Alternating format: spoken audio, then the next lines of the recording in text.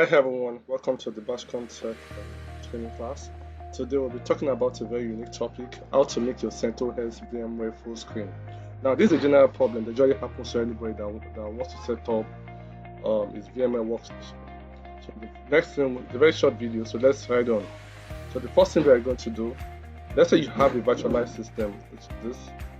This is our host operating Windows 11 operating system, and we have a VMware workstation.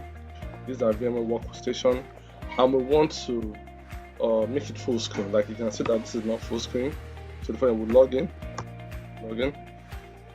So this is our CentOS Linux environment, and we want it to make it full screen. You can see that there's space here, We want it to be full screen.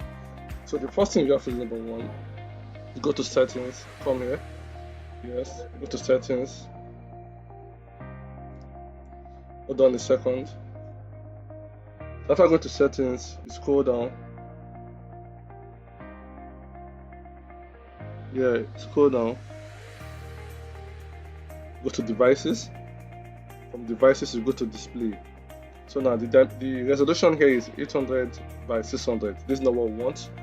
So we want it to be full screen. So you have to click here, and you now scroll down to be 1000. Scroll down. Yeah, so choose this resolution 136 by 768. Click on this, then click on apply, then click on create changes. Now when you scroll down, so this is what we have. You can see that the resolution is, so let's go to our full view here. First you scroll down, let's close this, so you click on apply changes. So this is what we have. So when you go to view, click on full screen, you can see. So these are our new environments. You can see that you can see the new full screen of the Linux environment, and from you can log in. You can open the terminal. You can just type not depending working directly.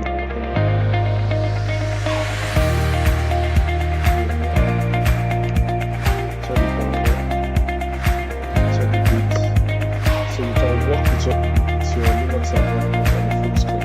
So there's no difference between this environment and this environment.